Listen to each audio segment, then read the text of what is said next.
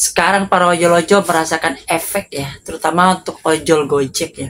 Yang mana kita temuin di lapangan banyak sekarang kok tiba-tiba pada anyep. Apakah ini berdampak dari kita ya, dari mantan bos kita ataupun dari kantor kita, khususnya Gojek. Yang mana Gojek tiba-tiba digeledah KPK. Padahal sang owner itu sudah mengundurkan diri ketika beliau diangkat jadi menteri oleh Bapak Jokowi. Sewaktu Pak Jokowi jadi presiden. Nah sekarang setelah pemerintahan Pak Jokowi udah ini berganti dengan Pak Prabowo, tiba-tiba mencuat lagi korupsi ya, yang mana korupsinya oleh mantan CEO Gojek. Tapi anehnya kantor Gojek kenapa disita gitu? Apakah mungkin ini menyebabkan para ojol-ojol anyep? Atau kita nggak tahu ya. Apa hubungannya mantan CEO korupsi ya dengan ojol anyep? Yuk kita bahas yuk.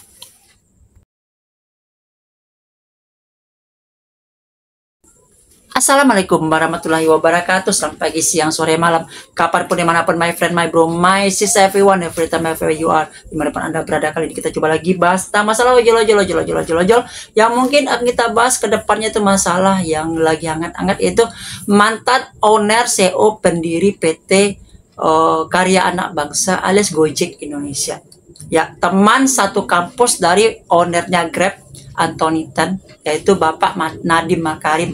2019 beliau mengundurkan diri ataupun tidak lagi menjabat ataupun mungkin melepas perusahaannya yaitu Gojek ya, dan fokus dengan diangkatnya jadi menteri oleh Bapak Jokowi, jadi menteri ini ya, pendidikan ya dan riset dan teknologi ya. Nah, jadi waktu beliau jadi menteri tidak ada hubungannya lagi, tidak sangkut paut lagi, dan tidak ada apalah dengan hubungan dengan masalah ojol ini ya.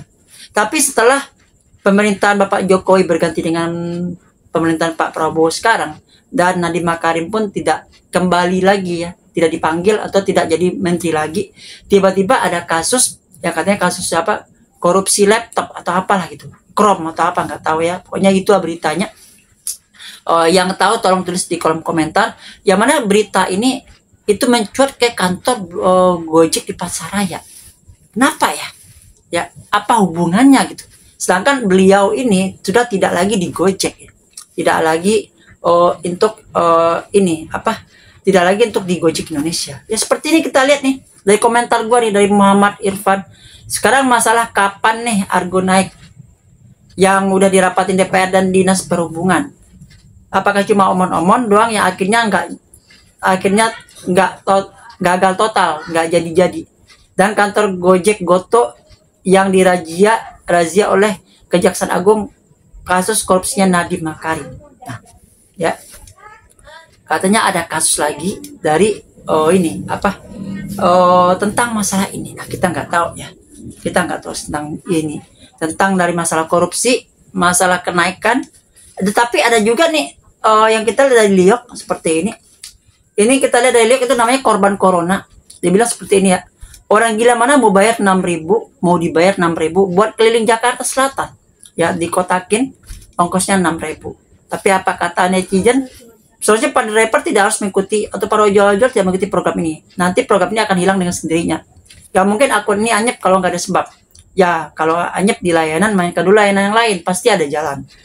Jangan terjerumus di jalan yang memeras keringatnya sendiri. Ini namanya pembodohan. Salam waras kita mah harusnya jangan. Nah, seperti itu. Karena banyak yang ingin apa kenaikan tarif ya, seperti yang kita lihat seperti ini. Ya, perusahaan aplikator keberatan dengan penaikan tarif ojol. Ini ada yang menolak tarif naik ya. Seperti yang kita baca seperti ini. Itu perusahaan layanan Maxim menilai rencana penaikan tarif ojol hingga 15% berpotensi merugikan konsumen dan juga ojol-ojol. Ya. Government Relationship Spesialis Maxim Indonesia, Muhammad Rafi Asegaf, berpandangan kenaikan tarif ojol dapat membuat pengguna enggan memesan jasa ojol, terutama untuk jarak dekat. Udah nggak mau lagi nih ojol dekat-dekat, mendingan naik busway atau naik Jaklingko. Atau naik ojek biasa tapi dengan tarif per kilometer dengan menggunakan Google Map. Ini bisa berakibat pada meningkatkannya waktu penjemputan dan tingginya tingkat pembatalan pesanan. Rencana ini menimbulkan dampak kontraproduktif terhadap pertumbuhan ekosistem Nah, ya. Seperti ini kita lihat ya, ada sketsa ya. Wah, sekarang kopi 5.000 ya. Ya, harga kopi aja naik dari 3.000 menjadi 5.000. Lah, ojol bukannya naik malah turun. Tapi apa kata ilustrasi yang lain? Argo turunin aja, diaper mah pasti ambil aja orderan. Nggak diambil gua nyepin. Mending gua kerja bang daripada jadi. Nah itu. Sekarang ada juga yang beriming-iming atau berpikir-pikir untuk menjadi pekerjaan lain. Ya, dengan situasi ojol-ojol sekarang seperti ini. Ya, yang mengakibatkan apa? Seperti gambar. Argonya makin murah, sistem makin gak jelas, peraturan apa lagi? Terus apa lagi nih? Tadi sesuaikan demi kenyamanan penumpang, tanpa diskusi, tanpa negosiasi. Mitra yang tak dianggap. Nah, seenaknya.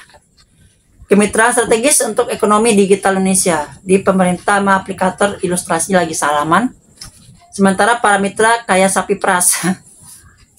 Terus aplikator adalah raja, pemerintah adalah penonton, driver adalah budak. Yang berkuasa saling bertepuk tangan, yang jalan terus dihantam. Jadi mengakibatkan seperti ini terus, bisa-bisa seperti ini. Lama-lama stres gila para ojol-ojol. Ojol anyep alhamdulillah opang jalan terus ya. Ini sekarang juga banyak ya para opang-opang sekarang udah mulai pintar. Kenapa gue bilang pintar? Karena ada beberapa pangkalan sekarang menerapkan per kilometer. Karena dengan adanya Android atau handphone, adanya Google Map ya. Yang mana Google Map bisa dihitung jaraknya. Ya, berapa jaraknya? Misalnya jaraknya 5 kilo, ditarifkan misalnya 1 kilonya 2.000, di penumpangnya cuma bayar 10.000. Beda sama ojol, 1 kilo, 2 kilo, 3 kilo bayar 15.000. Tapi kalau ojolnya juga jatuh jadi 10.000 juga. Ya, karena apa? Potongan jasa aplikasi 2.000, belum lagi potongan 20% dan lain sebagainya. Ya, makanya sekarang banyak opang-opang sekarang larinya menggunakan jasa Google Map dengan tarif 2.000 per kilometer atau 2.500 per kilometer tergantung dari kotanya.